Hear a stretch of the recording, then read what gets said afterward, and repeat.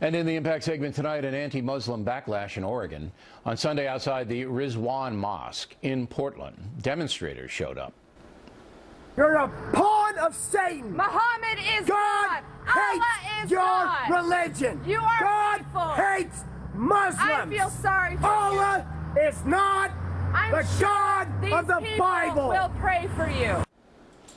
With us now, Harris Zafar, spokesman for the Ahmadiyya Muslim community. This is your mosque, right? This is correct, yes. Were you there when these people showed up? I wasn't there when they showed up, no. Okay. But Did you know? Did anybody know they were going to show up? no, it was completely by surprise when we showed up and we saw them screaming. Do you know who they are, these people? No, we don't know who they are, nor do we know who that lady is who just was a bystander and she started debating with them because what they were doing was wrong.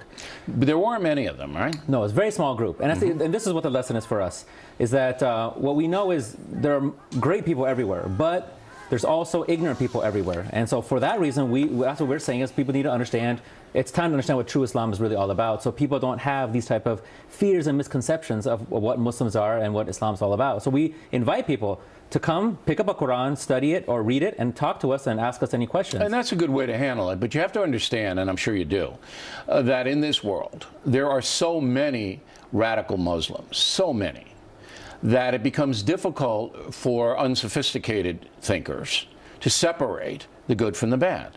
It's almost like Germany during the Nazi regime. Not all Germans were Nazis. Clearly, right. But we had to kill them all and bomb the hell out of their cities to break that movement.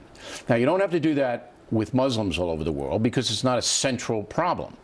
However, I got to tell you, there's a lot of people that are getting a little fed up with this, and I think they're getting fed up because they don't see a mobilization of the good Muslims.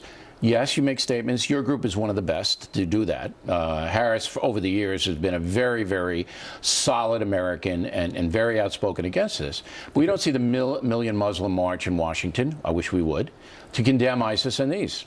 You need that. Right, and you're right, there are way too many. And we can't just rest into the reality of that they're greatly outnumbered by the good Muslims. But what we can say instead is, first of all, recognize the work that is being done by the Ahmadiyya Muslim community, by others who widely condemn ISIS, but then also engage in debates with them, meaning all the Stop the Crisis events we have going on across the country, including what's happening in Chicago tomorrow, is all about undermining the very theology that they claim to be representing, that they use for recruitment. But you need a better PR arm because, as I said, most people don't know what's happening in Chicago tomorrow. I don't know what is happening in Chicago tomorrow. So we're the founders of the Stop the Crisis event. We chose crisis because the word ISIS is in there.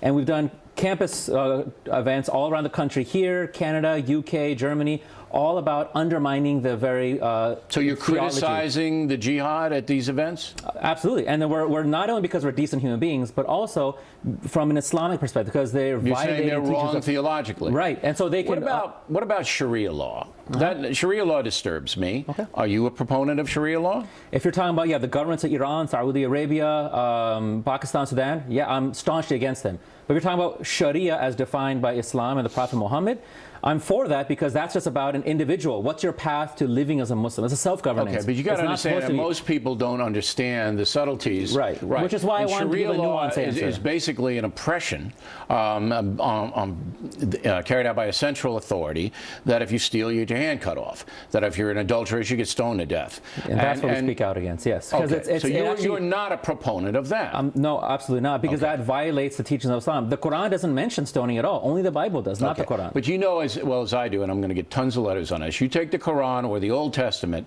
you can take stuff out of there, cherry pick stuff out of there all day long that makes you look like violent crazy. Sure. And then you have the infidels and this and that. Right. But I would tell you and every other Muslim leader, you need a million Muslim march in Washington with national coverage to speak out against ISIS so the whole world can see it.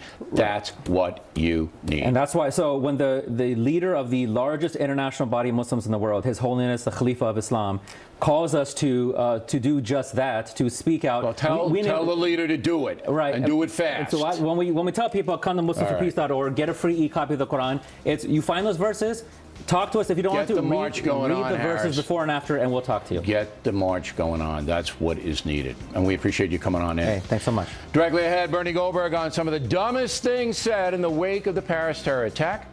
That is it legal on whether Charlie Sheen could possibly face